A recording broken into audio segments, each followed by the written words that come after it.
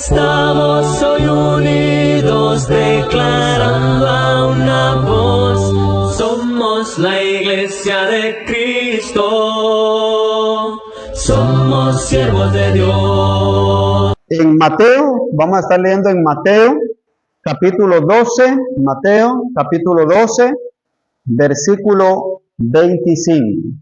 Sabiendo Jesús los pensamientos de ellos, les dijo: todo reino dividido contra sí mismo es asolado, y toda ciudad o casa dividida contra sí misma no permanecerá.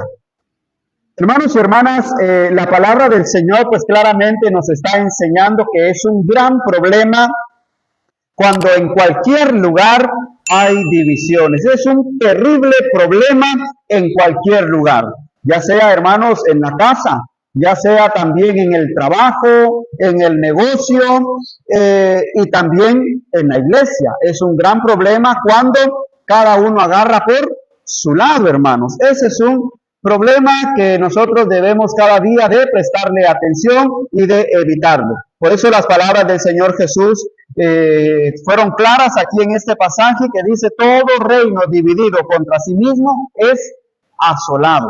Y es por eso que es muy importante seguir meditando en el tema de la armonía. La semana antepasada, que fue el último domingo que estuvimos aquí, la semana antepasada vimos el tema de la armonía eclesiástica y vimos también cómo podemos contribuir a la armonía.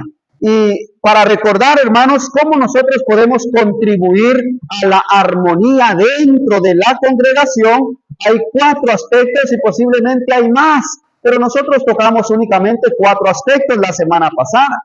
¿Y cuál es el tema que vamos a estar tocando hoy?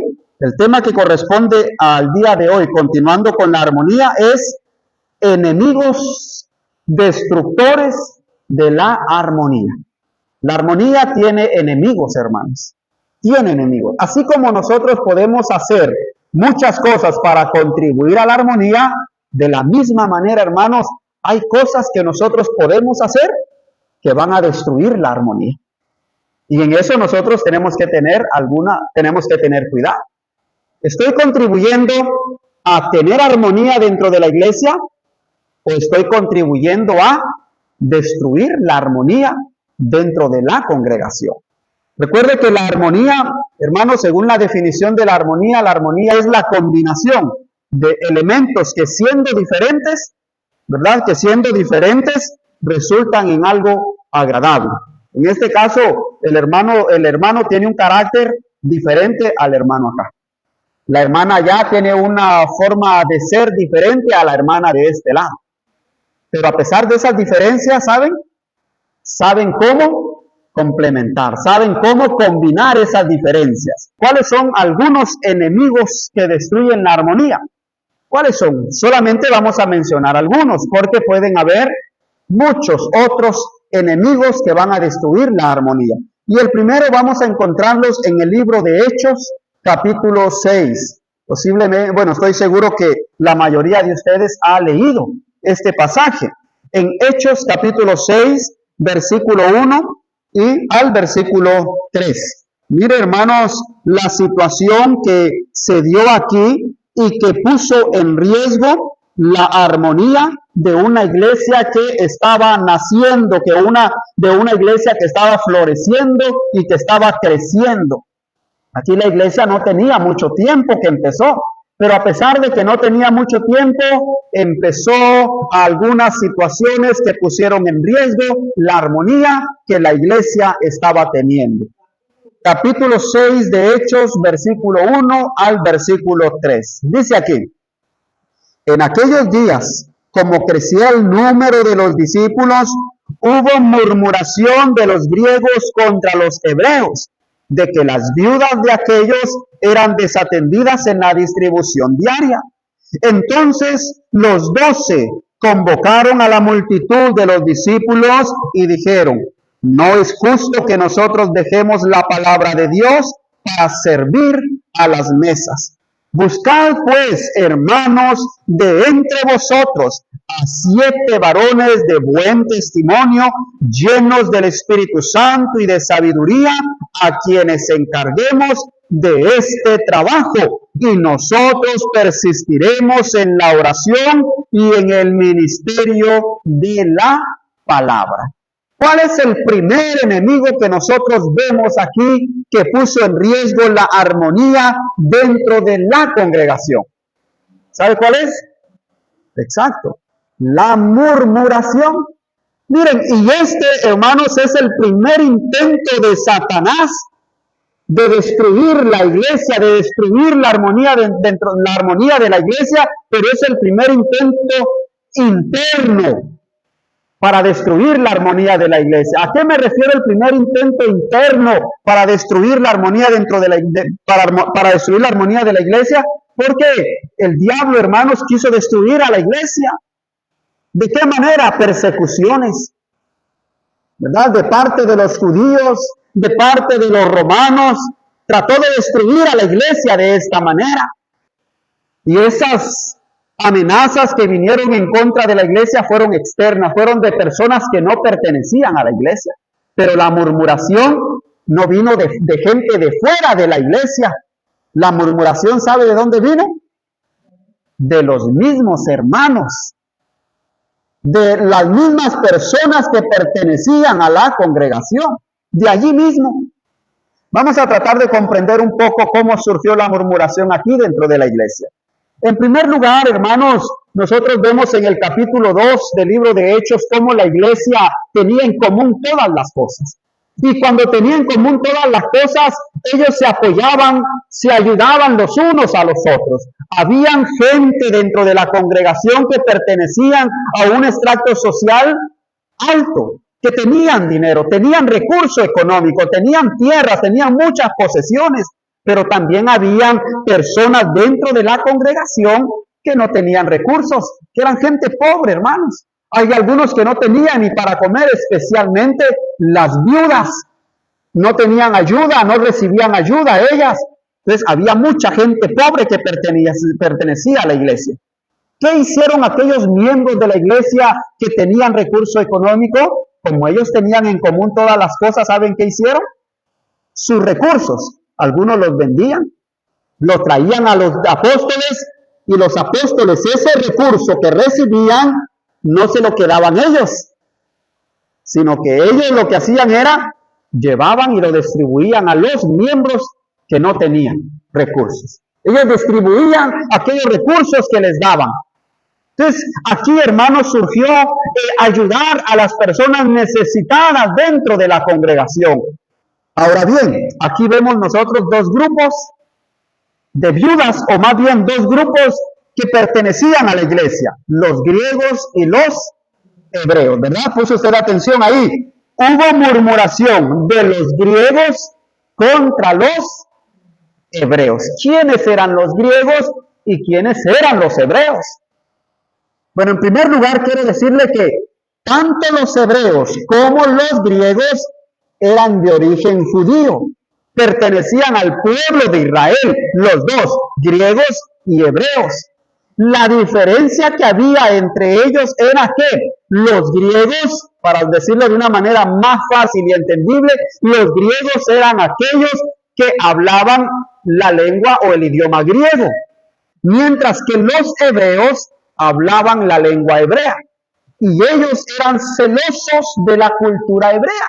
Ellos estaban cerrados a cualquier otra cultura. Ellos no recibían enseñanzas de otra cultura. Entonces, la gran diferencia que había entre los hebreos y los griegos era la lengua, y que los griegos vivían en otras partes del imperio, mientras que los hebreos vivían digamos, en Jerusalén, en Judea, en la región de Galilea. Allí vivían los hebreos. Entonces, esa era la única diferencia que había entre estos dos grupos, pero los dos eran de origen judío, ¿verdad?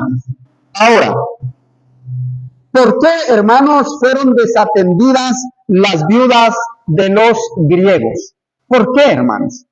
¿Será, hermanos, que hubo un descuido en los apóstoles y la ayuda no llegó hacia las viudas de los griegos? Sí, hermanos, en cierto modo es posible que sí hubo descuido y de que un grupo de mujeres no recibiera la ayuda que normalmente recibían. Pero este descuido, hermanos, no fue un descuido voluntario. No fue un descuido, hermanos, que fue planificado de parte de los apóstoles. No fue algo, hermanos, que ellos hicieran intencionalmente. Más bien, hermanos, posiblemente el descuido que hubo fue porque no hubo planificación, hermanos. No hubo una organización adecuada. ¿Y por qué no hubo una organización adecuada? Recordemos que la iglesia estaba comenzando. Y la iglesia empezó a crecer de una manera, hermanos, tan acelerada. ¿Cuántos se convirtieron en la primera predicación del apóstol Pedro? Como 3,000 personas. ¿Y después cuántos más se convirtieron? Creo que eran como 2,000, me parece. Ya hay 5,000 miembros. Imagínense, hermanos, en un grupo que estaba creciendo aceleradamente y los apóstoles tenían el trabajo de predicar, de enseñar, de reunirse en las sinagogas enseñando acerca del evangelio, de reunirse en las casas para enseñar acerca del evangelio y de la doctrina de nuestro Señor Jesucristo, y aparte de eso tener que llevar la ayuda a las personas que estaban necesitadas, y una iglesia de más de 5,000 personas. Era mucho el trabajo que tenían los apóstoles, ¿verdad? Era grande el trabajo.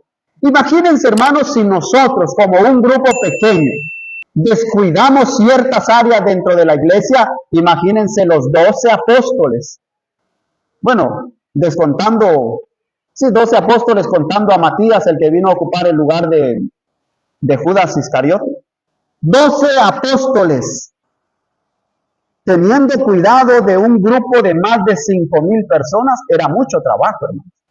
Y lamentablemente, pues los apóstoles seguramente no habían planificado cómo trabajar en aquella iglesia que estaban haciendo. ¿Recuerdan cómo era el trabajo de ¿cómo se llama? Moisés? Y cómo su suegro le aconseja cómo hacer el trabajo. Porque dice que Moisés se sentaba desde la mañana hasta el atardecer a juzgar a todos los problemas que había en el pueblo de Israel. Y cuando su suegro lo ve, le dice: estás trabajando demasiado. Es tanto trabajo para ti y también para el pueblo es pesado. Mejor haz grupos para que te ayuden, y las situaciones más importantes, más delicadas, vienen contigo directamente. Porque el trabajo de Moisés era tan grande, no había planificado, no se había organizado Moisés. Entonces yo pienso, hermanos, que lo mismo estaba pasando acá en la iglesia del primer siglo, y los apóstoles sí, hubo un descuido aquí, pero no fue un descuido voluntario. Pero a pesar, hermanos, de que no fue un descuido voluntario, no fue un descuido deliberado de los apóstoles, el problema, hermanos, fue que los griegos que eran miembros de la iglesia pensaron que el descuido era voluntario, que el descuido había sido a propósito, y empezaron a hablar de manera desfavorable, imaginando y hablando cosas que no eran ciertas, hermanos, y empezaron a murmurar. Aquí no dice cuáles fueron las palabras de los griegos, no dice exactamente las palabras, pero usted puede imaginarse, hermanos, qué murmuración hubo dentro de los griegos. Tal vez podríamos nosotros pensar las palabras de aquellos hermanos griegos que decían: como nosotros no tenemos un origen hebreo, por eso es que descuidan a nuestras viudas. Como nosotros no vivimos aquí en Jerusalén, por eso es que descuidan a nuestras viudas. Como ellos son los que se creen más santos que nosotros, por eso es que a las viudas de ellos sí les ayudan y a nuestras viudas no les ayudan. Eso es murmurar, hermanos.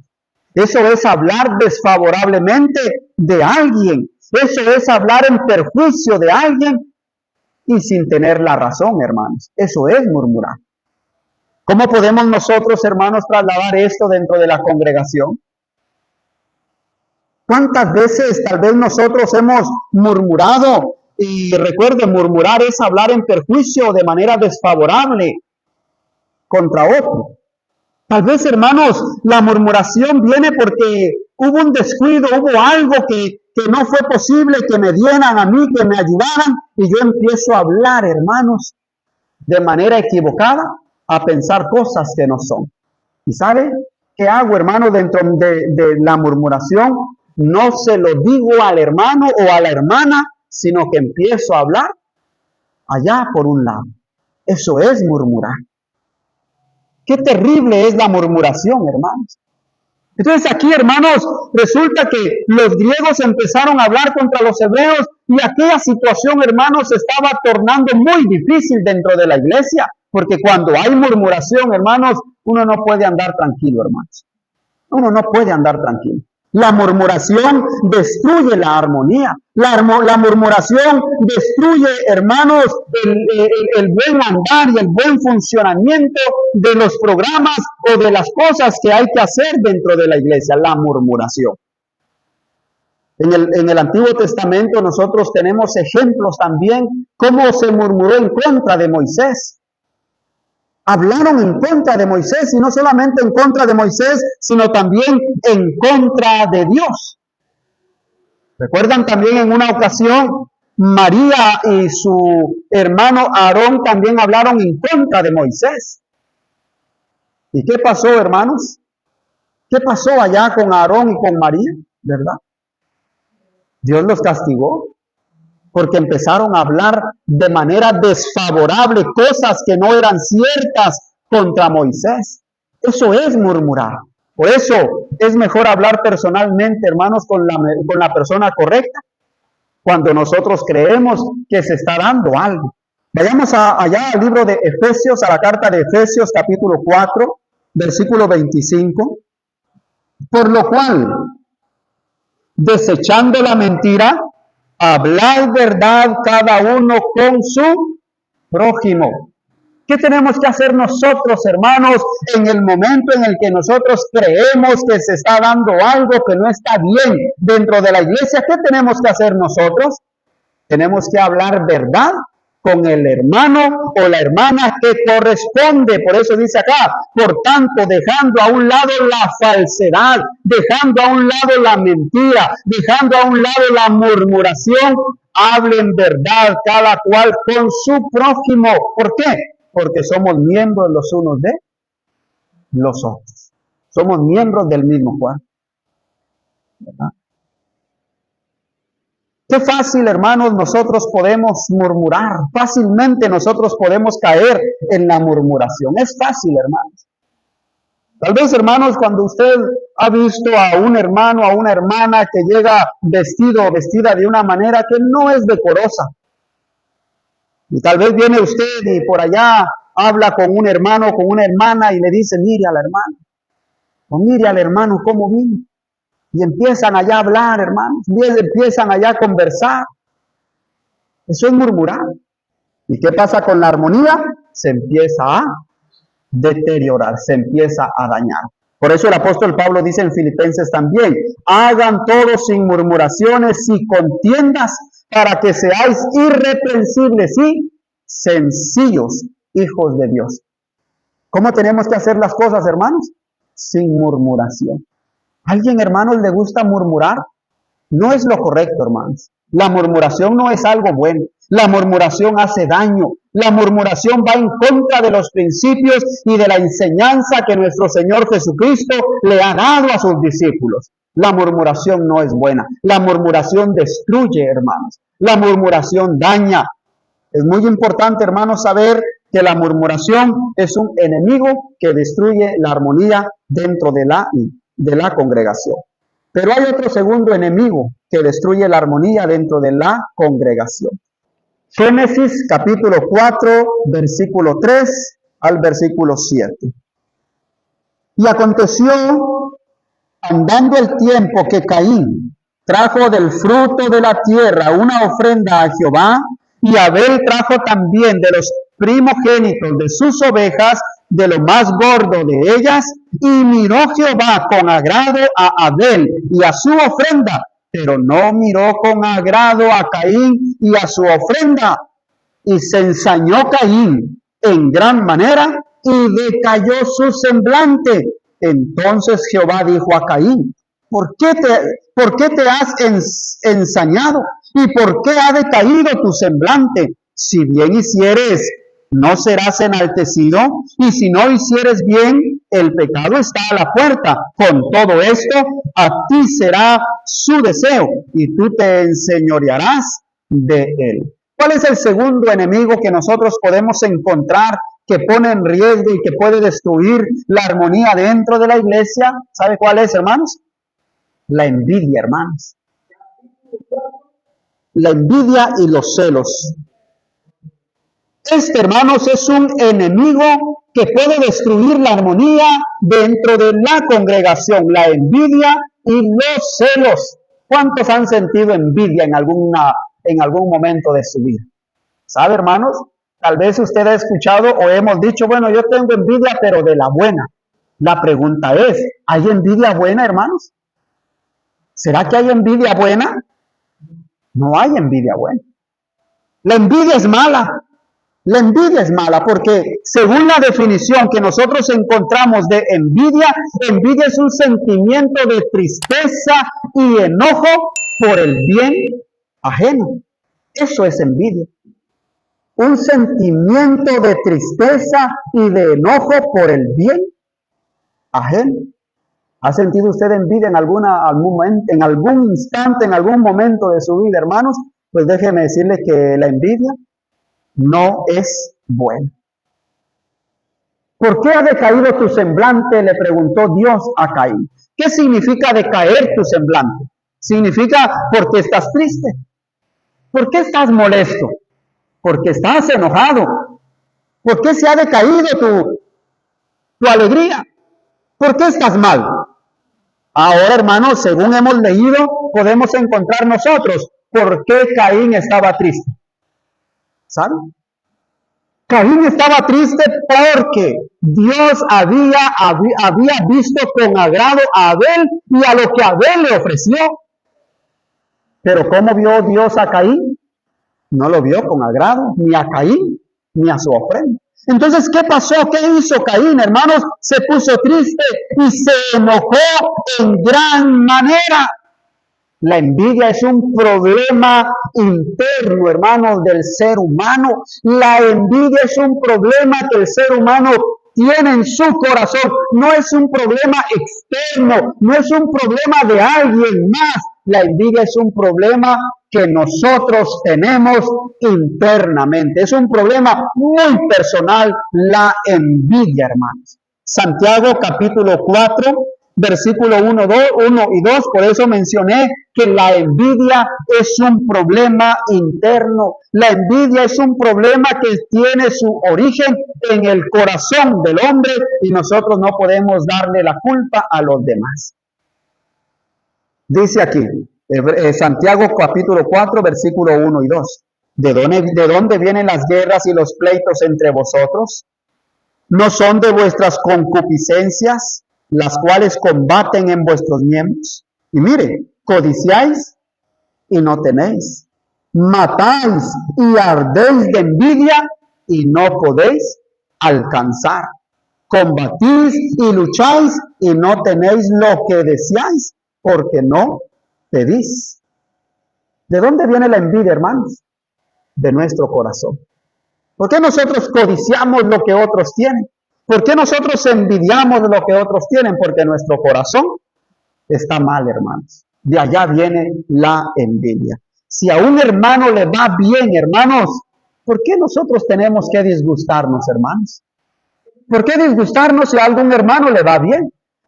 Si viene un hermano y le trae un regalo a una hermana de la congregación, a un hermano de la congregación, le traen un regalo y viene el otro hermano y dice, a mí no me trae nada y a mí no me dio, ¿verdad? Y empieza, hermanos, la envidia. Y empiezan a hablar, hermanos, y empieza la envidia, y después de la envidia entonces viene lo que vimos en el primer punto. Empezamos a murmurar. Y todo, hermanos, va creciendo, todo va ganando terreno. Y la envidia empieza a destruir. Por eso, si a un hermano le va bien, ¿qué a nosotros, hermanos? ¿Por qué disgustarnos nosotros? Si un hermano le va bien en la dirección de los cantos y a mí no, ¿por qué yo voy a disgustarme? Si a un hermano le gusta más a la iglesia que un hermano dirija los cantos que otro hermano, ¿y por qué yo voy a tener envidia si al hermano le va bien y la iglesia pues le recibe bien? ¿Por qué disgustarnos, hermanos? Deberíamos nosotros de alegrarnos, pero la envidia entonces viene y hace un daño. Proverbios capítulo 14, versículo 30, solamente anótelo, yo lo leo, dice, el corazón apacible es vida de la carne, mas la envidia es carcoma de los huesos. La envidia, hermanos, está allá internado en nuestro corazón y va carcomiendo, hermanos, nuestro ser. Y nos va consumiendo, por eso decía Santiago, ardéis de envidia. Está consumiendo la envidia allá adentro. Y nosotros, hermanos, no podemos ya ni ver al hermano, a la hermana, porque hay una envidia, hermanos, tan fuerte en mi corazón que me está comiendo los huesos. En otras palabras, está llenando todo allá internamente. Como el cáncer, ¿verdad? El cáncer cae en los huesos. ¿Y qué hace el cáncer, hermanos? Se va regando. Se va regando el cáncer hasta abarcar lo más que pueda allá internamente. Y uno no ve el cáncer, ¿verdad? Así es la envidia, va carcomiendo los huesos, hermanos.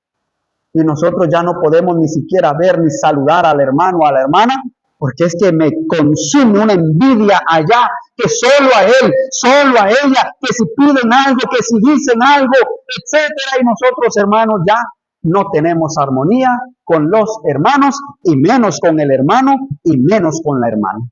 Hermanos, ¿por qué mataron a Jesús? ¿Por qué entregaron a Jesús? Vayamos al Evangelio de Marcos y vamos a encontrar lo que la envidia hizo, hermanos. Marcos capítulo 15, versículo 10. Mire lo que es capaz de hacer la envidia en el corazón del ser humano. Porque conocía, hablando aquí Pilato conocía que por envidia habían entregado a Jesús los principales sacerdotes. Los sacerdotes que eran los líderes religiosos de Israel, los sacerdotes que ministraban en el templo, los sacerdotes que elevaban oraciones delante de Dios, los sacerdotes que eran los encargados de alimentar al pueblo de Israel, los líderes religiosos del pueblo, ellos entregaron a Jesús, ¿por qué? Por envidia. ¿Pero por qué tenían envidia de Jesús? Ellos se dieron cuenta, hermanos, que Jesús tenía muchos seguidores. Ellos se dieron cuenta, hermanos, que ahora los judíos los abandonaban a él y seguían a Jesús. Ellos se dieron cuenta, hermanos, que ahora Jesús era más popular, más querido por mucha gente que los mismos sacerdotes. Y la envidia los consumió a ellos y dijeron, algo tenemos que hacer, algo tenemos que hacer. ¿Y qué fue lo que hicieron ellos? Entregaron a Jesús a Pilato. Y empezaron a inventar algunas cosas en contra de Jesús, que él había blasfemado contra Dios, que había blasfemado contra el templo, que él quería ser rey y quería derrocar a César. Eso es lo que hace la envidia, hermanos. Tremendo, hermanos. Por eso, hermanos, tenemos que cuidar nuestro corazón de la envidia. La envidia hace mucho daño. La envidia mata. Exactamente. La envidia destruye la armonía. A veces han tenido envidia de ustedes, hermanos. ¿Alguien ha tenido envidia de usted por algo? Uno se da cuenta cuando alguien tiene envidia, ¿verdad? Uno se da cuenta cuando hay envidia. ¿Y cómo reacciona aquella persona que tiene envidia? ¿Cómo es su conducta? ¿Sabe, hermanos? Dentro de aquella persona envidiosa, aquella persona que tiene envidia, ¿sabe qué es lo que hay? Hay hipocresía, hermanos. No vive bien. Pero hay hipocresía. Porque, ¿saben? Tal vez usted hizo un trabajo y le quedó bien el trabajo. Tal vez usted hizo un favor y le quedó bien el favor y todos le dan gracias y alaban la cosa o el trabajo que usted hizo y hablan bien de usted. Y viene la persona que le tiene envidia, hace lo mismo, pero no lo hace con sinceridad. Se acerca y le dice, hermano, hermana, gracias, le felicito, pero por dentro, hermanos, hay un fuego que le está consumiendo allá el corazón y que lo que quisiera es salir usted corriendo y no ver a aquella persona. ¿Sabe? Eso no solamente se da ya en el trabajo, eso no solamente se da ya en la calle, con los vecinos, etcétera. Lamentablemente, ¿sabe? También se da dentro de muchas congregaciones. También se da. Y eso hace daño, destruye la armonía dentro de la iglesia. Un tercer enemigo, hermanos, que destruye la armonía dentro de la iglesia, vamos a encontrarlo en la primera carta a los Corintios, capítulo 3.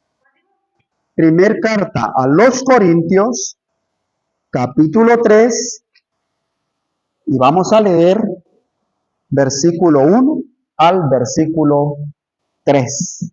De manera que yo, hermanos, no pude hablaros como a espirituales, sino como a carnales, como a niños en Cristo.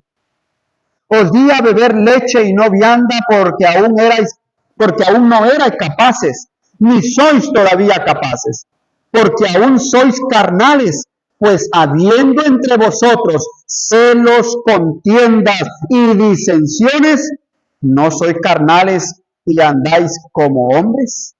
Porque diciendo el uno, yo ciertamente soy de Pablo, y el otro, yo soy de Apolo, ¿no sois carnales? ¿Cuál es el otro enemigo que puede destruir la armonía dentro de la congregación? ¿Sabe cuál es? El partidismo y el favoritismo, hermanos. También puede hacer daño la armonía dentro de la congregación. Y mire la causa, lo que hace, hermanos, que uno sea partidario o favorezca a alguien es, hermanos, lo que causa esto es la carnalidad. Hay todavía, hermanos, cierta carnalidad en el corazón del cristiano. Y no solamente el partidismo, también la envidia, los celos, la murmuración, también lo origina la carnalidad en el cristiano todavía. Pero, hermanos, el partidismo también hace daño, hermanos. Cuando nosotros favorecemos a un hermano o a una hermana, o cuando nosotros apoyemos a algún hermano o alguna hermana, tenemos que asegurarnos de que sea por los motivos correctos, hermanos, y no por partidismo. El partidismo, dejémoselo, hermanos, al mundo y a los políticos, que ellos favorecen a quienes ellos les favorecen, que ellos hablan con quien a ellos les conviene. Eso dejémoselo al mundo, hermanos. Pero el partidismo dentro de la congregación no debe de haber. ¿A qué me refiero con partidismo? Porque una cosa, hermanos, es el partidismo que estamos viendo aquí y otra cosa, hermanos, es, por ejemplo, cuando usted tiene una amistad estrecha con un miembro de la iglesia, eso es diferente. Cuando usted siente más afinidad con un hermano, eso es diferente. Porque nosotros, hermanos, podemos tener un hermano o una hermana con quien hablamos en confianza, con quien yo puedo contarle mis situaciones, con quien yo puedo ir, tomarme un café, ir a su casa con libertad, porque me siento bien con el hermano. Pero otra cosa, hermanos, es que ese hermano con quien yo me sienta bien, en el momento en el que hay que llamarle la atención, en el momento en el que hay que amonestarle, entonces yo, como me cae bien el hermano, como la hermana me cae bien, entonces le voy a favorecer. Eso es favoritismo y eso hace daño la congregación. A veces, hermanos, resulta que cuando un hermano o una hermana es puesta en disciplina por los líderes de la congregación, apoyados por la iglesia, todos apoyan el poner en disciplina a una hermana porque hay razones justas para poner en disciplina al hermano o a la hermana. Pero en el momento en el que haya que hacerlo con aquel hermano o con aquella hermana que a mí me cae bien, con quien yo me siento bien, con quien yo tengo más confianza, en el momento en el que haya que hacer lo mismo con esa hermana o con ese hermano, vengo yo y lo voy a favorecer y voy a decir, no, no hay que disciplinarme. ¿Sabe qué va a surgir aquí? Aquí hay graves problemas. Y la iglesia y la armonía dentro de la iglesia se va a destruir. ¿Cómo es posible, hermanos, que yo a la hermana apoye, que a ella sí le amonestemos, pero a la hermana aquí yo digo que mejor no? ¿Por qué? Si es la misma situación que se está dando. Si es el mismo problema que tuvieron y si todo el mundo se ha dado cuenta del problema que ellas tuvieron, pues individualmente, ¿por qué no? ¿Cuál es la diferencia? ¿El favoritismo? El favoritismo también tiene que ver, tal como describe aquí el versículo, hermanos, cuando yo trato de favorecer o de inclinarme a un hermano en el momento de tomar decisiones de la congregación. Por ejemplo, ustedes vienen y este grupo dice, yo apoyo al hermano Rubén. Y este grupo dice, bueno, yo apoyo al hermano Lester. ¿Pero por qué lo apoyan? ¿Porque tiene razón el hermano o porque a usted le cae bien el hermano? ¿Por qué apoyan al hermano aquí? ¿Porque él tiene razón o porque él le favorece a usted? ¿Por qué, hermanos? Entonces, aquí no se trata, hermanos, de favorecer, de tener el partidismo con alguien que a mí me cae bien. Se trata, hermanos, de hacer las cosas rectamente, hermanos. Porque si hacemos las cosas así con favoritismo, entonces hay problemas. En Génesis encontramos un ejemplo palpable, hermanos, de lo problemático que es el favoritismo o el partidismo dentro de una comunidad. Vayamos a Génesis capítulo 37. Génesis 37, 3 y 4. Mira, hermanos. Y amaba Israel a José más que a todos sus hijos. ¿Hay algún hijo a quien usted ame más, hermano? De todos sus hijos. ¿Sí o no? Sea sincero, hermano. ¿Hay alguien a que usted ama más que a todos sus hijos? Ahí salen los videos, ¿verdad? Mi mamá dice que no tiene favoritismos, pero a la hora de repartir la comida, la mejor presa siempre se la da a fulano de tal. Pero a la hora de hacer algo, lo mejor hace para fulana de tal. Y dice que no tiene favoritismos. Cuando voy a agarrar algo de la nevera, dice, no, porque ese es de fulano de tal. Y dice que no tiene favoritismos. ¿Hay favoritismo, hermanos, dentro de la familia? Bueno, hermanos, aquí hay una familia que tenía favoritismos. Y amaba a Israel a José más que a todos sus hijos, porque lo había tenido en su vejez y le hizo una túnica de diversos colores. Y viendo sus hermanos que su padre lo amaba más que a todos sus hermanos, le aborrecían y no podían hablarle pacíficamente. Hermanos, qué tremendo el problema que se está dando aquí. El favoritismo va a traer conflictos dentro de la familia. El favoritismo va a traer conflictos dentro de la congregación, hermanos. El favoritismo hace daño porque cuando usted se muestra, se inclina hacia un miembro de la iglesia, en ciertas situaciones o en ciertas decisiones, eso va a traer el daño que se está palpando aquí en lo que acabamos de ver, porque dice el versículo 4, y viendo sus hermanos que su padre amaba más a José que a ellos, lo aborrecieron y no podían hablarle pacíficamente. El momento, hermanos, cuando uno como líder, como predicador, como anciano de la congregación, como líder de la iglesia, se inclina hacia un hermano, el resto va a empezar a aborrecer no solamente al líder o a los líderes, sino al mismo hermano o a la misma hermana por quienes se está haciendo el favoritismo. Eso va a causar problemas. Los hermanos de José llegaron a aborrecerlo, no podían hablarle pacíficamente. ¿Se ha preguntado usted por qué a veces hay situaciones dentro de la congregación donde un hermano no lo ven bien los demás miembros de la iglesia, preguntémonos los líderes o incluso todos preguntémonos, ¿será que estamos favoreciendo al hermano o a la hermana? Por eso, hermanos, qué complicado es en el momento de tomar una decisión, hermanos, y esto es importante analizarlo también.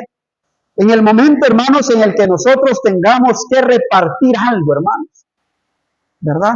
En el momento en el que nosotros tengamos que dar algo, qué difícil es decidir a quién. Qué complicado es para el liderazgo decidir a quién, porque lamentablemente no hay para todos. Y cuando nosotros, hermanos, siempre al hermano, siempre a la hermana, ¿y por qué siempre a él? ¿Y por qué siempre a ella? Si yo también tengo necesidad, si ella trabaja, sí, yo también trabajo, pero ella también trabaja, sí, yo también tengo mi casa bonita, pero él también tiene su casa bonita, ¿cuál es la diferencia?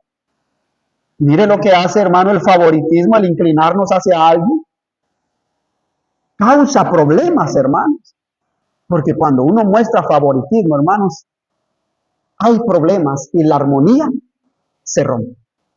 Santiago capítulo 2, versículo 1, mire lo que dice también.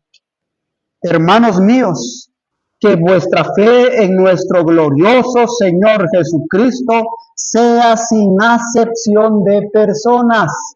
Miren, ¿cómo debe de ser nuestro comportamiento? ¿Cómo debe de ser, hermanos, nuestra vida cristiana? ¿Cómo debe de ser nuestra vida congregacional? Debe de ser sin acepción de personas. Hay otra versión que tengo anotada aquí. Dice, hermanos míos, ustedes que creen en nuestro glorioso Señor Jesucristo, no deben favorecer más a unas personas que a otras. Tal vez, hermanos, algunos de ustedes se han sentido que se favorece más a uno que a otro. Es posible, hermano. Es posible que el liderazgo dentro de la congregación haya caído en el error de favorecer más a una persona, algunos que a otros. Es posible, hermanos. Si esto ha sido, hermanos, tenemos que verificar y no caer en lo mismo. Si usted, hermana, se ha sentido que han favorecido más a otros o a alguien más que a usted en algunos aspectos de la iglesia, hermanos o hermanas, tenga paciencia y pida al Señor para que las cosas se hagan sin parcialidad, como dice aquí, sin acepción de personas. Nosotros como miembros de la congregación no tenemos que andar en partidismo, hermanos. No tenemos que andar en favoritismo. Sí, a veces nos llevamos bien con alguien, tenemos más afinidad por alguien o con algunos, pero no quiere decir que esto sea un motivo para favorecer en algunas situaciones a aquel hermano o a aquella hermana, porque eso destruye la armonía. Y por último, cuarto enemigo que destruye la armonía dentro de la congregación, ¿sabe cuál es, hermanos? La falta de perdón, hermanos, es un gran problema. Sin el ánimo de poner una excusa a esto, pero lamentablemente nosotros, hermanos, como seres humanos, todavía hay ciertas cosas que necesitamos mejorar en nuestro corazón. Y esas cosas que aún no están bien en nuestro corazón, puede que nos lleve, hermanos, a ofender a algún hermano o a alguna hermana. Algo le hicimos, hablamos algo que no era, le comentamos algo a alguien que no debíamos comentar. Le dimos mal al hermano o a la hermana, algo pasó. Hubo un roce entre un hermano o entre una hermana, hubo un problema allí. Porque todavía pues hay cosas en nuestro corazón que no están bien. Y esas cosas que son producto de la carne nos llevan a cometer ciertas ofensas con nuestros hermanos. El problema, hermanos, es la falta de perdón con aquellas cosas que hacen en contra de nosotros.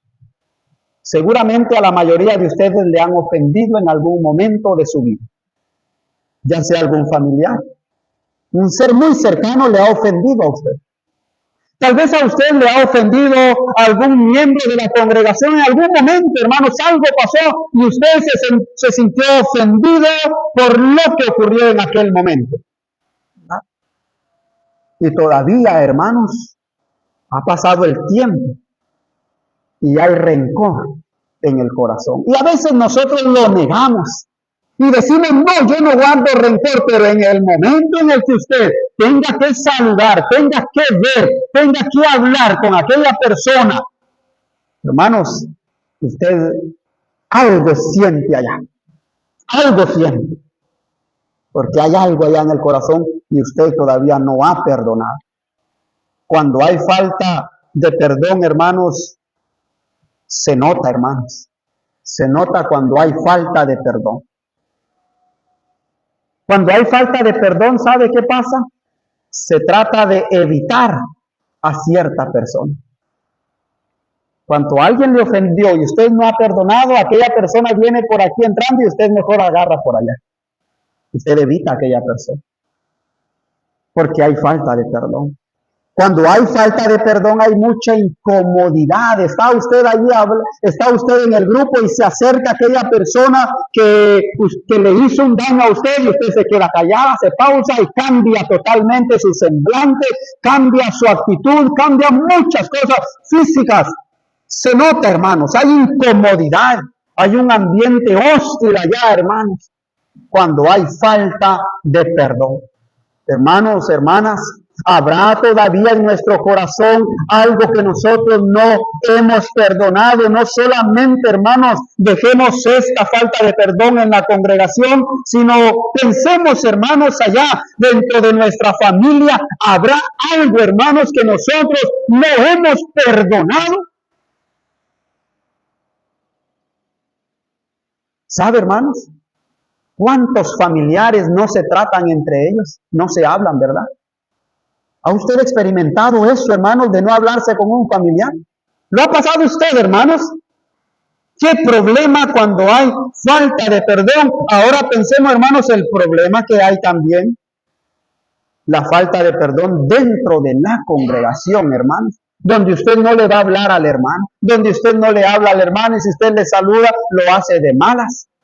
Eso es un problema, hermanos, la falta de perdón. No hay armonía, no hay tranquilidad, no hay paz, hermanos, en la iglesia.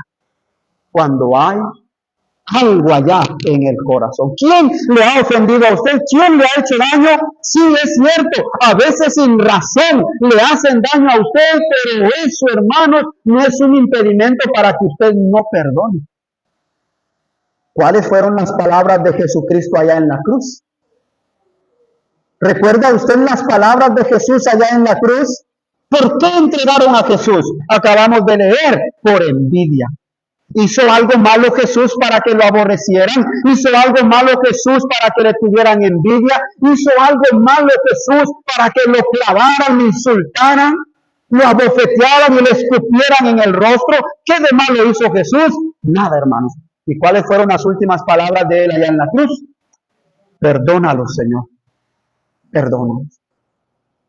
Entonces sí es cierto, tal vez alguien le ha hecho daño a usted. Tal vez usted se sintió ofendida por las palabras que alguien le tiró. Su hijo, su hija. ¿Cuántos problemas hay entre padres e hijos también, verdad, hoy en día? Hay muchos problemas, hermanos. Pero en el creyente, en el cristiano, tiene que haber siempre en su corazón un espacio para perdonar. Para perdonar. Veamos allá el libro de los Hebreos en el capítulo 12, versículo 14 y versículo 15. Seguid la paz con todos y la santidad, sin la cual nadie verá al Señor. Mirad bien, no sea que alguno deje de alcanzar la gracia de Dios, que brotando alguna raíz de amargura os estorbe y por ella muchos sean contaminados. Raíz de amargura es aquello, hermanos, que se aloja en el corazón del ser humano por el rencor que le tiene a alguien que no ha podido perdonar. Esa es una raíz de amargura, algo que está enraizado en el corazón y que le vuelve amargo a usted, le vuelve amarga a usted. No puede estar en paz, como dice el versículo 14, seguir la paz. Pero ¿cómo voy a seguir la paz si no aprendo a perdonar, hermanos? No aprendo a perdonar. Y qué interesante, porque aquí hay dos cosas que quiero resaltar en el versículo 15. No sea que alguno deje de alcanzar la gracia de Dios por causa de la falta de perdón, hermanos. Si nosotros no perdonamos, no vamos a disfrutar la gracia de Dios. Si nosotros no aprendemos a perdonar las ofensas de los demás, la gracia de Dios está lejos, hermanos. Y lo otro, cuando nosotros no aprendemos a perdonar, corremos el riesgo de que otros también sean contaminados. ¿Cuántas veces algunos hijos se crecen aborreciendo a su papá o a su mamá? Porque por alguna situación se separaron y viene la mamá y le dice al hijo: tu papá, borracho, tu papá me pegaba, tu papá, mujeriego, tu papá esto, tu papá lo otro, tu papá no traía nada a la casa. ¿Qué es lo que está haciendo la mamá allí, hermanos? Está contaminando el corazón de los demás. O el papá, no, tu mamá andaba allá con cualquier hombre que se encontraba, allá andaba tu mamá. Tu mamá era irresponsable, yo trabajando allá, venía cansado en la noche, ¿y qué pasaba? Los platos todos sucios, la ropa toda sucia, aquí parecía un chiquero, no hacía nada. Tu mamá era una irresponsable, tu mamá ni a ustedes los cuidaba, ni los llevaba a la escuela, ni veía su tarea. ¿Qué es lo que está haciendo el papá con el hijo, la hija? Está contaminando su corazón. Y cuando nosotros no perdonamos, puede pasar eso también, hermanos, que cuando yo me acerque al hermano y le empiezo a hablar a él y lo contamino a él y lo pongo en contra de los demás, y así, hermanos, la cuestión va contaminando, va creciendo, hermanos, y muchos hermanos empiezan a aborrecer a otro hermano. ¿Por qué? Porque yo lo contaminé con mi falta de perdón. Por eso es muy importante, hermanos, aprender a perdonar. En Mateo capítulo 6, versículo 14 al 15, porque si perdonáis a los hombres sus ofensas, os perdonará también a vosotros vuestro Padre Celestial. ¿Qué sucede si nosotros perdonamos a los demás? ¿Qué sucede, hermanos? ¿Va a perdonarnos Dios? Sí, hermanos, Dios nos va a perdonar. Pero vea el versículo 15. Mas si no perdonáis a los hombres sus ofensas, tampoco vuestro Padre os perdonará vuestras ofensas. Si nosotros no perdonamos, ni siquiera se le ocurra pedir a Dios perdón por lo que usted dice. Ni siquiera se le ocurre, hermano. Ni de broma. Lo primero que usted tiene que hacer es perdonar. Y por último, hermanos, para terminar, Colosenses capítulo 3, versículo 13. Soportándoos unos a otros y perdonándonos unos a otros. Si alguno tuviere queja contra otro, de la manera que Cristo os perdonó, así también hacedlo vosotros. Debemos de aprender a soportarnos, hermanos, y a perdonarnos. Hermanos, 4 enemigos que destruyen la armonía dentro de la congregación. Y de nosotros, hermanos, depende cómo va a estar la armonía dentro de la congregación.